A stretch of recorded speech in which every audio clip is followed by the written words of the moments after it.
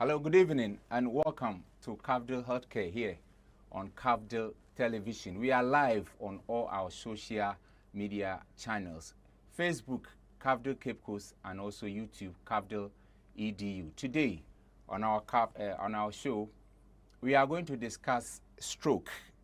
That is what we know commonly, but it is cerebrovascular accident.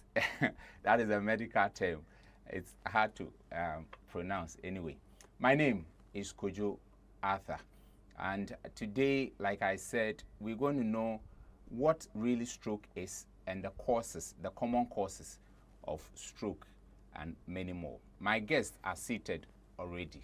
I will introduce them right after this break. Stay tuned. Together, let us proclaim the good news. The SMA fathers and the Ola sisters in Ghana joyfully invite the general public to the launch of their Triple Jubilee celebrations on the occasion of the 150 years of the foundation of Ola sisters, 170 years of the foundation of SMA fathers, and 200 years of the birth of Father Augustine Plunk, founder of the Ola sisters and co-founder of the SMA fathers. The event is on Friday, the 25th of July, 2025 at St. Joseph Minor Basilica, Elmina. The time is 9:30 a.m. Come and celebrate with us as we mark a journey of mission, service, and faith. The event is on the theme, Together, Let Us Proclaim the Good News. Come and share in a day of gratitude, thanksgiving, and joyful celebration of faith. Join us in a day of thanksgiving, fellowship, and joyful witness. Together, let us proclaim the good news. Don't miss this moment of grace and celebration. Elmina awaits you. Together, let us proclaim the good news.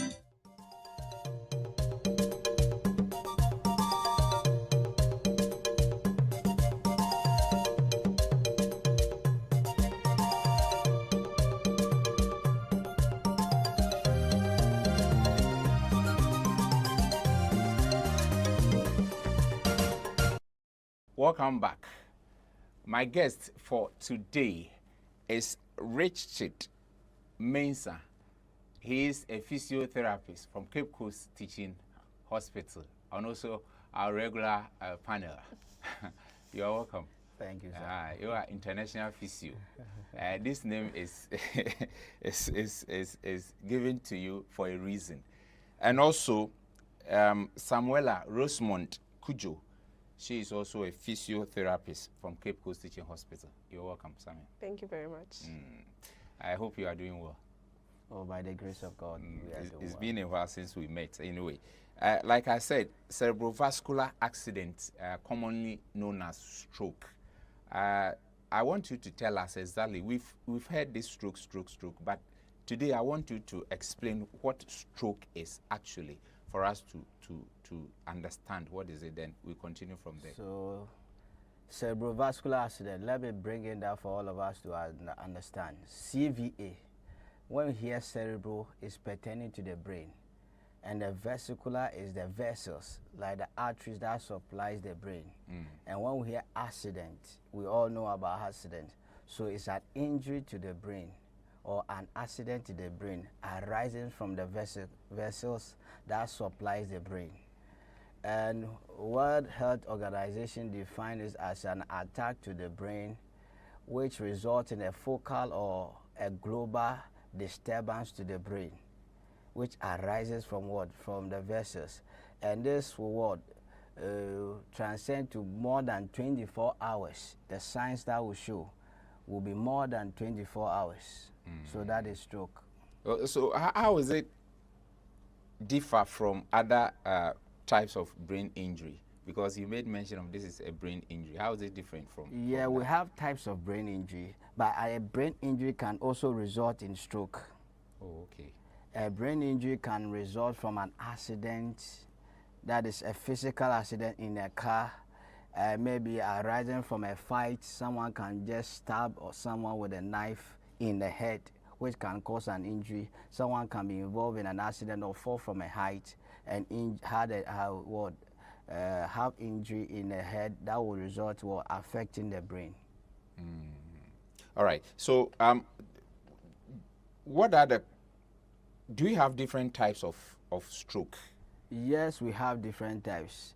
I want to use this model to give an explanation of stroke and the brain as well. Many people, many at times, have had an encounter with patients. They come, they see that their hand is weak, their leg is weak. So they start asking, is it that my bone is broken? Is that why I'm not able to walk? They don't know that the stroke is arising from what? From the brain. So this is the brain, and the brain has different portions. Mainly is divided into the right and the left hemisphere, but also has lobes. This is the frontal lobes, that is the front. And what is that is, it helps in movement, thinking, reasoning, behavior, your emotions.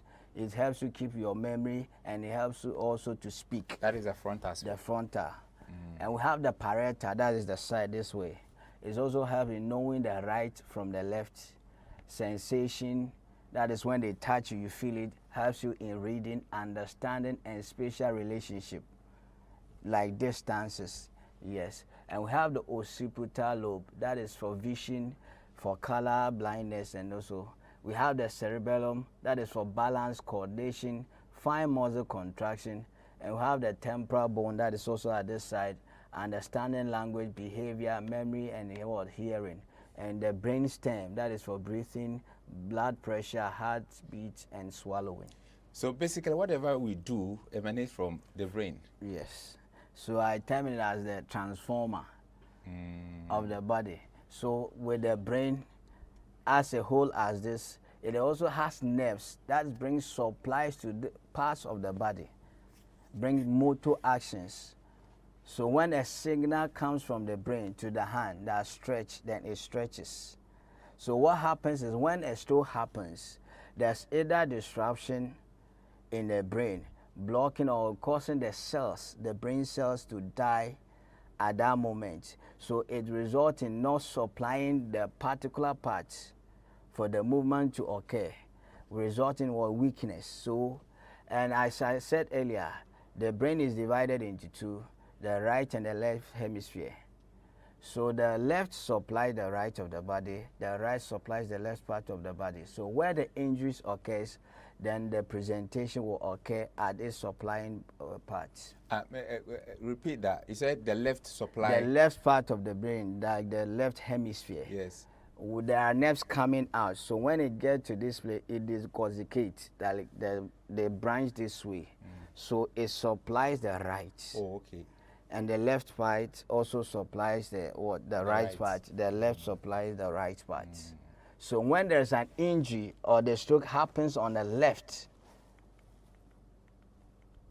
like this, if the injury is here, so there will be weakness on the left part. If the injury is on the right part, there will be weakness on the what? On the left. Oh, okay. Or the presentation will be not necessary weakness, but the presentation will be on the right when the injury is on the left. All right. I asked of the types, and if you can explain in simple terms. Yes, with the types, we have two main types. Ischemic, when there's a block of a vessel, there's no blood flow to the part of the brain, and within few seconds of no supply, there will be no oxygen in that part, and the brain cells dies off. That is the first example. And the second one is hemorrhagic, when there's bleeding.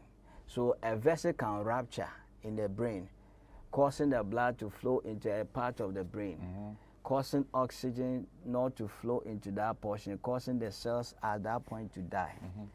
And as I said earlier, if it's on the left, then the presentation will be on the right part of the body. So the two, which of them is more common in our system? Ischemic stroke. That is more common, about 80% of stroke. But let me come to Samuela. With this, what are the main cause of stroke? Well, the causes of stroke are plenty. We have high blood pressure, we have high cholesterol in the blood, we have sedimentary lifestyle and people who are obese. And also if there's family patterns of stroke, if it's like in the family or like your grandfather, your mother, family causes, like people who have had stroke in your family. Sorry. That's hereditary. Hereditary, then it's also part of the risk factors or the causes of stroke. So one of the things we advise is for people to keep active, and if you're obese, try and manage your weight. And if you know in your family, like hereditary, there's high blood pressure, then there's this stroke, so you go to the hospital, you monitor regularly, and then you are checked. So are there some individuals who are at a higher risk than others? Yes, older adults around 55 years are more prone to CVAs or strokes.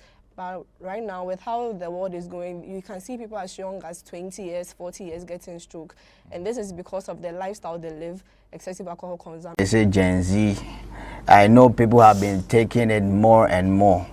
Even I know someone maybe in a month he can take it twice or thrice. Both male and female? Or it is for mainly females. Yes, and from research, it can also lead to stroke.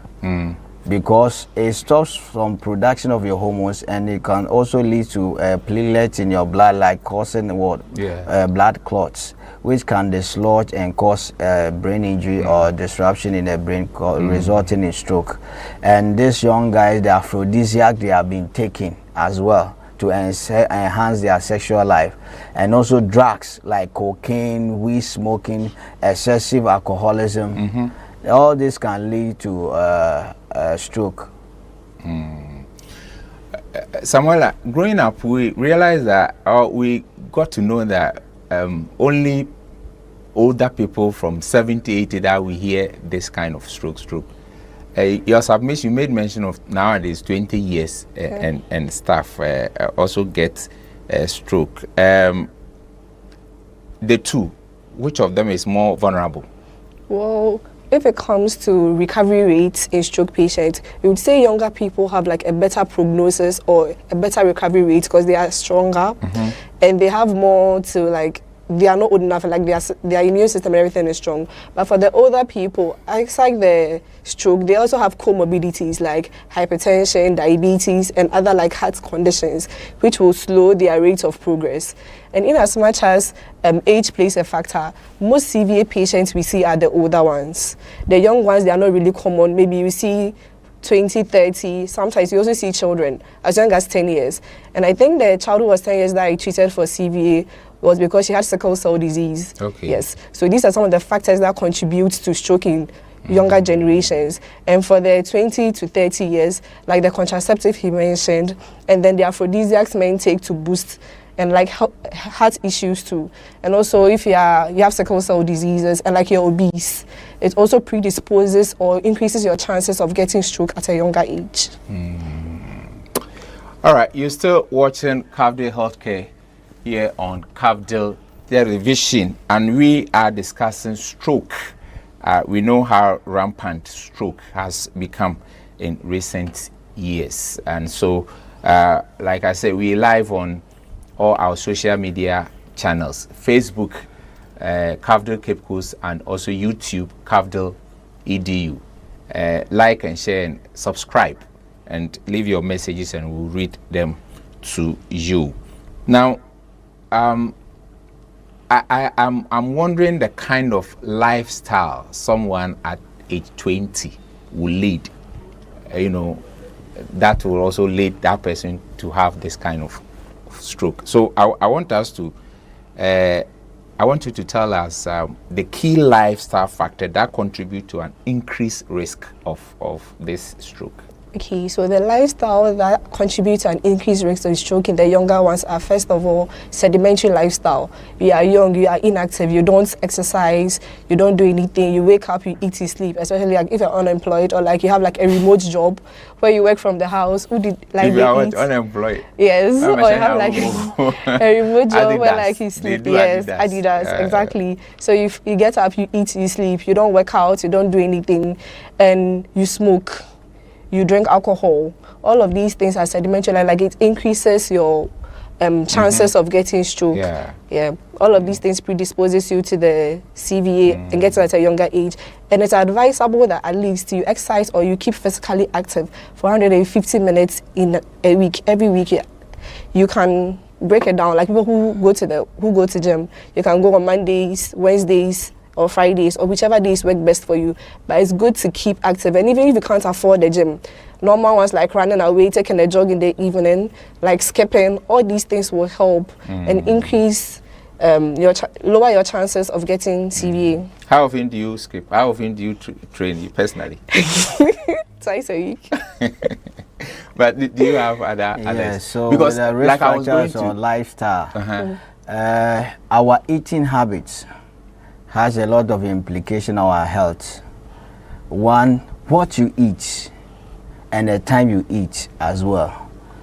Many people, I have even seen people who said, oh, you see them, their abdomen is bloated, they will tell you they have invested in it. Yes, if you are eating too much in the night, it is not good, because in the night there will be no time that you engage or you use the energy that will be accrued from the food you are eating. In no time you eat, you are going to sleep. So those energy will be accumulated, resulting in a fat in your body, which can occlude the vessels. So your eating time and what you are eating, many are eating fatty foods, or in other words, junk foods, which causes more cholesterol in their body, which can see the lumen of the vessels, resulting in hypertension, which is the highest risk of CVA. So these two we can also consider it. And young guys, now young guys are getting into drug addict too much in this season. especially the one for sex and stuff. Okay. And now the hard drugs, I'm even talking about hard drugs, cocaine and those things.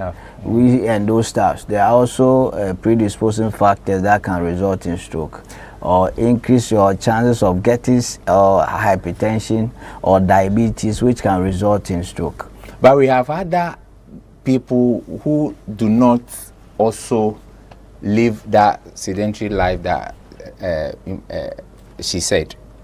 She doesn't smoke, she exercises, but yet she's affected at that when she grows old. Yes, there are so many factors. As she talked about genetic predisposition, hereditary as well. Our human system, we are all channeled in a different way.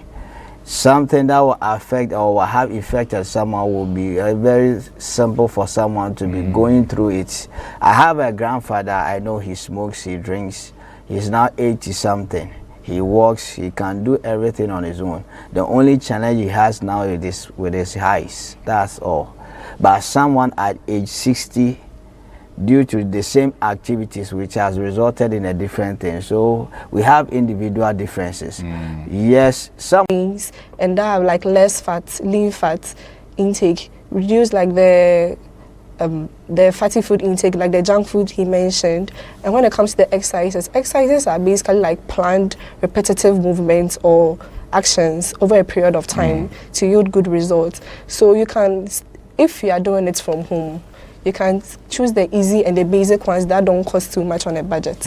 Like you can get like the jogging I mentioned earlier, the walking, the skipping, and you stick to the 150 minutes minimum, especially if you haven't tested for your high blood pressure. You don't know if you have any comorbidities that may put you at risk at doing vigorous intensity exercises. And if you can afford to, you can join a gym, get a personal trainer, and keep active. It helps a lot.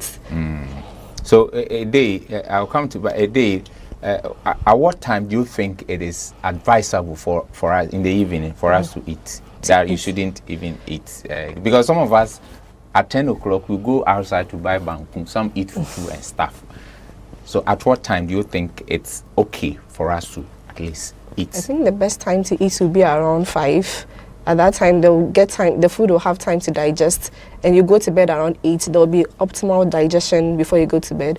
And also, I also advise that you reduce the salt intake and the sugar intake. All of these things can predispose you to hypertension and other things. If I didn't pay salt, but there's no way we'll be there. Richard. Okay, so I just wanted to throw more light on what she said pertaining to exercises. Yes. As she said, exercise is what? Planned. It should be planned. There are people, when you meet them, you talk to them, oh, you need to exercise. Oh, me, I walk. Oh, from the distance from my where I stay to my workplace is very far, so I walk. It is very good. That one is a physical activity. It helps. But an exercise that is planned, the hormones that your body will produce at that time will be more beneficial than you just walking to your workplace or you walking to go and sell. I see people on your exercise, it is more beneficial than physical activities, which is also good, but the more benefit you are going to get from planned exercise is better than you just walking, oh, I have to walk from this place, is good.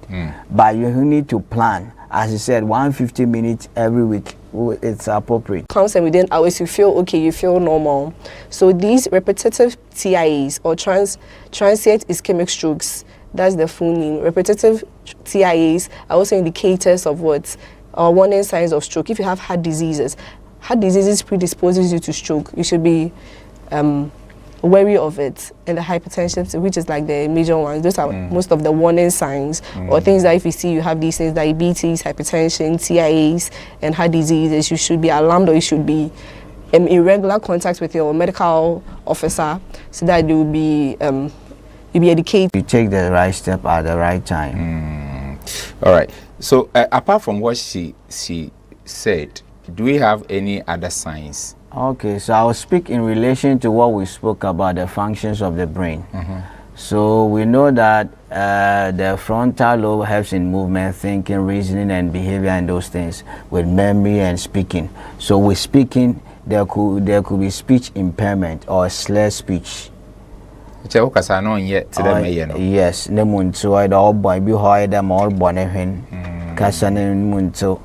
with memory, about to more kasaba as some or is not in relation to what you are talking about at that moment.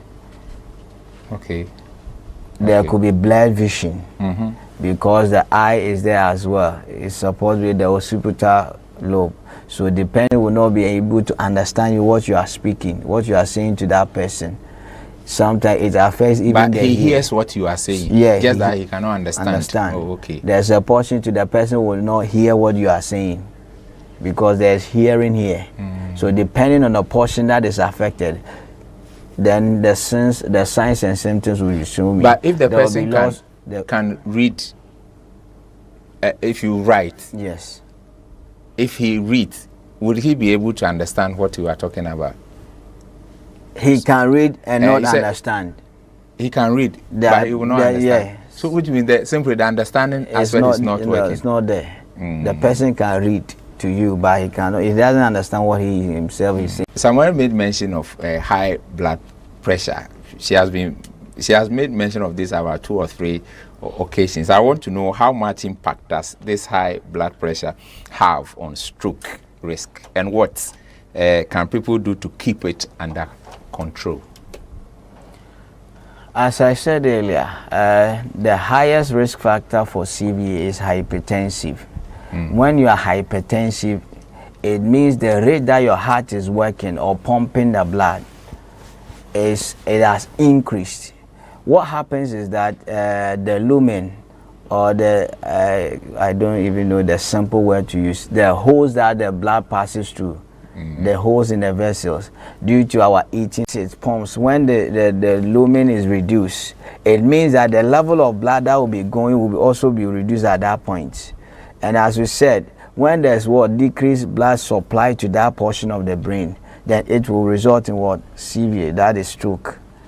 So what we can do is, if you have hypertensive, you need to continue taking your drugs. There are people who start, and because of the misconception or what they've heard about hypertensive drugs, that if you are a man and you are taking it, you lose your manhood. Especially, I've heard about 2 or 3 patients. I know someone who died in this city because of this, a young guy. He was hypertensive, he was giving drugs. Because of that misconception, he said, oh, I'm going to do herbal. And this herbal, he was not doing it. At the point that one day he was just playing football and he collapsed and died. At the sports? At the sports. Before they got to the hospital, he was dead. So you need to manage your pressure very well by taking your drugs. And exercise also help. Lifestyle changes, like your eating habit, as we said. If you are someone who is into alcohol intake and smoking, you need to reduce all these things, which can help you reduce the risk of getting stroke. All right. If you just tune in, this is Cafdil Television, and we're discussing stroke, the causes, and what we can do to also prevent ourselves from getting stroke with my guests. Samuel, I want you to tell us the most common symptoms of a stroke and how can people recognize them early. It's very important, because they said the earlier the better. Yes. So in medical terms, there's something we call FAST. When someone is having a stroke, you see the symptoms. The F stands for face, A is the arms, S is speech, and T stands for time. So gradually, F stands for face. Where there's weakness or numbness in the person's face. Okay. Yes. A stands for arms. So the way to test that, if maybe you and I are talking, as we are talking, you start telling me that you can't feel your face feels a bit numb, and now your face is feeling a bit funny. Maybe that one I won't be able to, I'll tell you to raise your arms, which stands for the A. So if you're not able to raise your arms, or there's weakness or numbness in your arms, that is also like another symptom that will indicate that you're getting stroke. And your speech, some people will S, which is the speech, some people will start drooling, or they'll start like, that they are talking doesn't like they are slurring their speech, they're not able to talk properly. And the T is time. The sooner you get medical intervention, the earlier or the better your prognosis will be. The faster you go to the doctor, and then they stop if there's a bleeding, they stop the bleeding, or if there's a clot, they give you drugs to help relieve the clots, and blood will flow. That will like improve your prognosis. Because let's say you get the CV around, or you get the stroke starts happening around 6 a.m. and you don't get medical attention till 6 p.m. Between those 12 hours, the bleeding or the damage in the brain is still ongoing. So you see, if you look at the body, see where the blood is. Yes. So let's say in 5 minutes, if that place, the blood is increasing, the flow is increasing, in 10 to 12 hours, it can go to other parts of the brain. So let's say it starts at the parietal lobe, and you don't get medical attention fast, it will go to the frontal, which will also affect the functions of the frontal. It will go to the temporal, it will go to the occipital. All within 24 hours? Yes, not all within 24 I'm using like an example. Okay. To show that the timely intervention, or the sooner you get medical help, that's the sooner or better your prognosis will be. Okay, so Richard, why is it so crucial to seek immediate medical help when someone shows symptoms of a stroke, like what he's saying? Yeah, just what Samuela just said. As the injury happens and you don't stop it, example is when it's bleeding or hemorrhagic stroke. The bleeding may be continuing, going on and spreading to some parts. So we may have a patient who has loss of, maybe there's poor balance and there's loss of speech at that moment as well, because the injury was spreading. It was not curtailed early. So the earlier the better. That is the answer. Is it applicable to the two types? Mostly with the hemorrhagic. But it's the same way with the ischemic as well. There's block. Occlusion of the vessel. Okay. So this place is blocked, one. So there's no blood going in. So the brain portion will be deprived of what? Of oxygen. Depending on the time it takes, it means that other portions can also lose their their cells. They lose their cells because of lack of oxygen.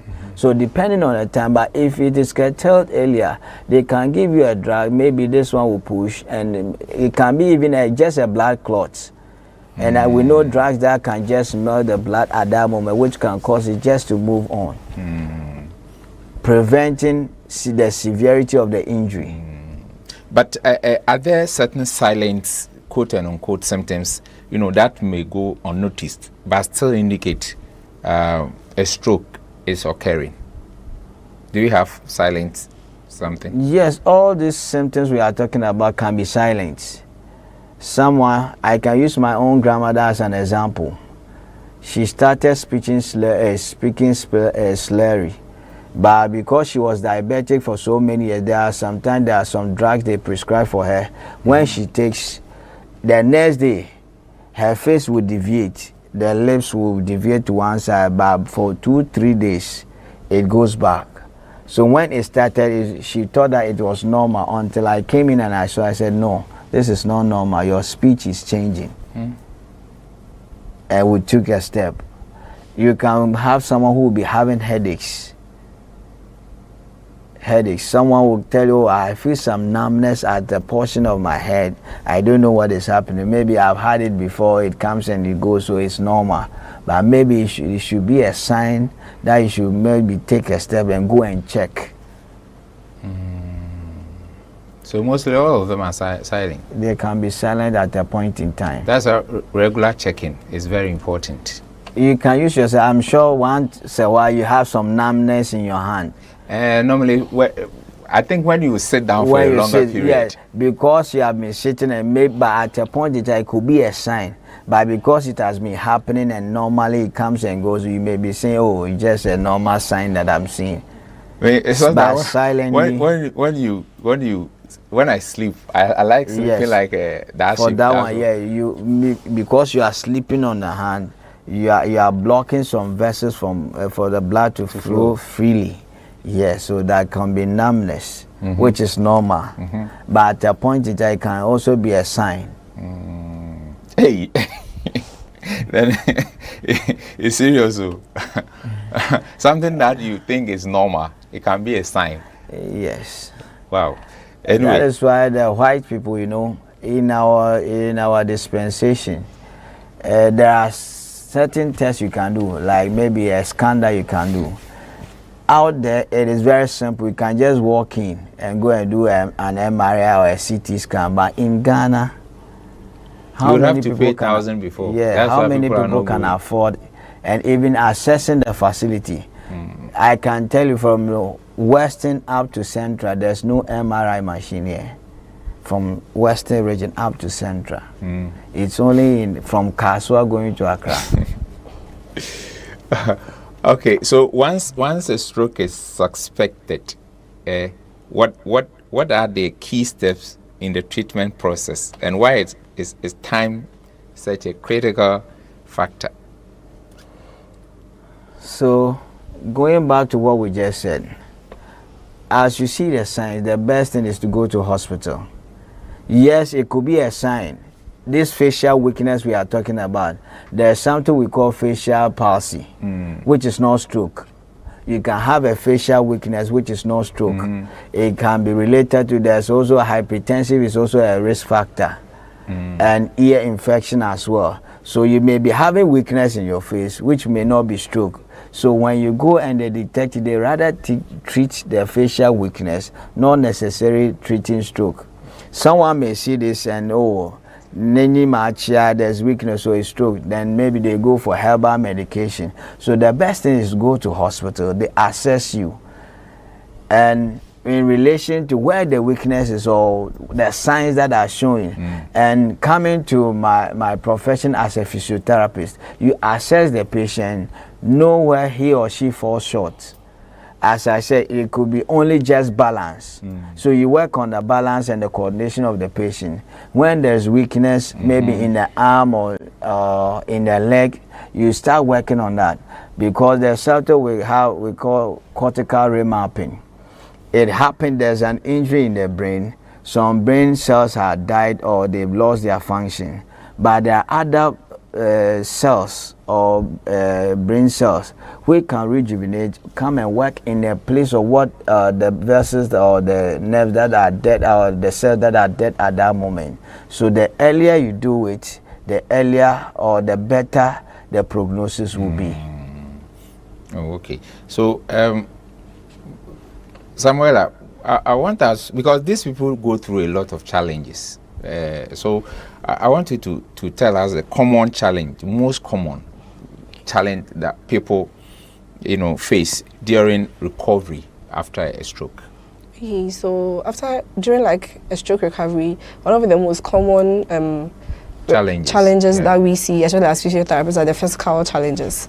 And in the medical setting, we have something called like an MDT, which is a multiple disciplinary team, where depending on what you're presenting with, there are different healthcare professionals who will come together and see it. So let's say the physiotherapist will take the physical disabilities, then the speech therapist will take like the slurred speech and the speech impairment. The psychologist can look at the emotional impairment or the emotional challenges. And let's take the physical impairment. So in recovery, 3 different groups would have to take care of you. More than 3. More than 3. It's wow. Depending on what the person is presenting with. Okay. Yes. So let's say the 3 are like the major ones we will talk about today. So for the physical, stroke presents, if you look at the types of paralysis, so you have the monoplegia, which is like just the leg. So I'm talking about the physical impairment. Okay. So the monoplegia, which is just like one leg, which can be weakness or paraplegia. So paralysis is like basically weakness. So muscle strength is between 0 to 5. Okay, so paralysis. 0 to 5 what? Muscle strength. Like if you use like the scale that we used to grade muscle strength in the hospital, is between 0 to 5. At where? No, I'm coming to it. Okay. So when we have paralysis, which is weakness in the limbs, So the weakness, you can get like 2 or 3 for weakness. With the paraplegia or like the plegia, you can get 0. So you can't lift your hand, you can't even move your fingers. Everything is like gone. Your strength is 0. You have the hemiplegia, which is like one side. It can be the left side or the right side, which is the hemiplegia. That's a full one. Yeah, full half. from here. So everything here, it's weak. Then you have the diplegia, which can be both arms or both. We have like both arms. So your right arm and your left arm, there's 0. And you have the paraplegia, which is both legs. You have the quadriplegia, which is like the worst, because you are bedridden. It's not as if you can feel, you can have sensation and feelings there, but you can't move. You can't move your hands, you can't move your legs. So this will give you like a kind of input into how someone who has quadriplegia feels emotionally. So physically, you have to work on strength, and which is where the physios come inside. And it affects you. You can't walk, you can't run or do the things you were doing prior to getting the CVA. When it comes to the speech impairments too, like you can't talk, you can't communicate with your people, you can't do, like someone whose hobby was singing, and then you get CVA, aside not being able to walk or move around, you can also do the things that make you happy. You can't sing, you can't talk to your loved ones. You have the emotional challenges.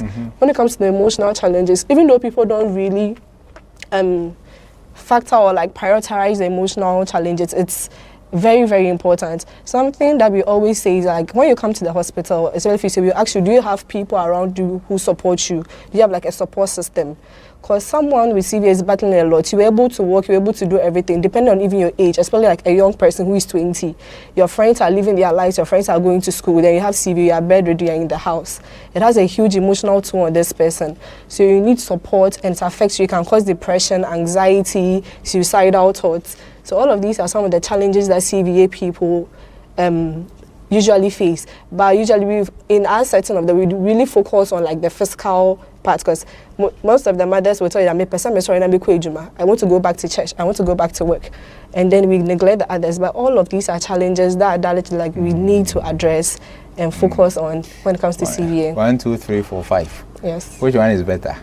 I would say the monoplegia is better, or like the diplegia. Yeah.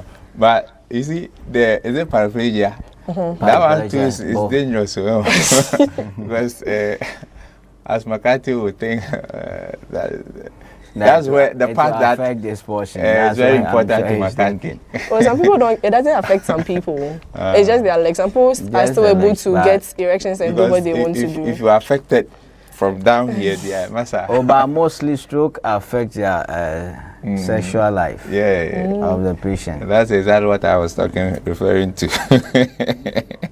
But you made mention of family and caregivers and stuff. So I want to know how important is rehabilitation therapy, and what role do family that you members that you mentioned and caregivers play in recovery process?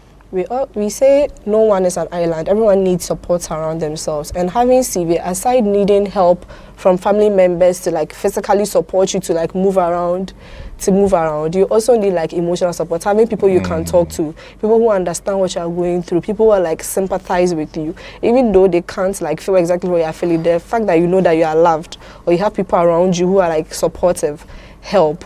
And for the support groups, we have like support groups, people who like have had CV and they've recovered. Their stories can be encouraging, can be motivating, and will let you know that you are not alone. And just like someone overcame it, you can also overcome it and go back to your life before. Yes. So when it comes to us, we always ask that come with someone. And also very important because you need someone to help you with the exercises at home, which is one of the major reasons why physios focus on home support and familial support for a CVA patient. Yeah, so. Okay, so Richard, our time is drawing closer. Let's talk about prevention because it's very important. If we are unable to prevent ourselves and we end up getting stroke, it's going to affect so many things, just as you have said. So what are some of the things that we can do to prevent ourselves from getting those things? So in prevention, as we said, that hypertension is the highest risk of getting CVA. So first, prevent yourself from getting high blood pressure by doing exercises, eating well, and eating at the right time. And if you already have the hypertension, you have to maintain it or manage it as you are being given your drugs. Continue taking it and exercise and desist from any activity that will increase your risk. That is, I know people, I even know someone who has stroke. The person has stroke, he's not able to walk, but he still takes alcohol. He still smokes. So there are some things you have to do away with. Exercises, you can never do away with it. If you are obese, you have to make sure you reduce your weight by doing exercise and being on diet.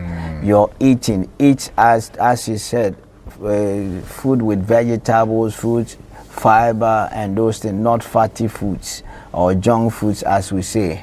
And desist from any lifestyle, taking drugs, hard drugs like cocaine, weed, and smoking, and alcoholism, excessive alcohol intake.